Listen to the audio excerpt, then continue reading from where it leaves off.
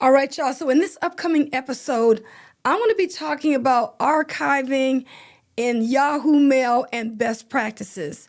Because when you think about archiving email, the first thing most people think about is archiving something off of the server so that it frees up space. And that is not what's happening in this instance. When you're working with Yahoo Mail and you're archiving, all it's doing is moving it from the inbox to another bin called archive. That's it.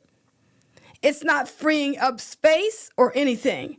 And the one thing about the archive bin that really frustrates me is the fact that I cannot create a subfolder in the archive bin.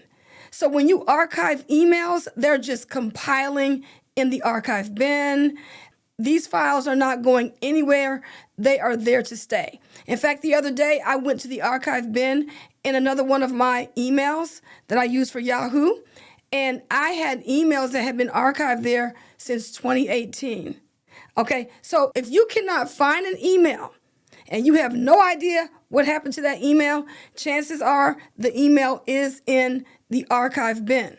Okay, so just keep in mind, archiving is not for getting your storage down. That's not what that's used for. So here's my best practices on how I would use the archive bin. Use it as a temporary bin where, let's say I've got a doctor's appointment coming up, a webinar I need to attend, a party I'm going to, whatever event that's going to be coming up in the future, a bill I have to pay, whatever it is. Those are the items that will go into my archive bin. So you get the email in your inbox. You don't have time to read the email. You want to read it later, but you want to get it out of your inbox, and you really do not want that email to go to a subfolder that's being filtered. You don't want that. So use it as a temporary holding spot where you can go to information ASAP. So I get my email. I look at it, I go to the three dots to the far right side of the email, I choose archive, or I'm in the email, and then I go to the top of the email, go to the three dots at the top, the more button, choose archive, or I use the folder with the horizontal line at the top from the outside of the email from the inbox, and I'm set. That's how you use your archive email.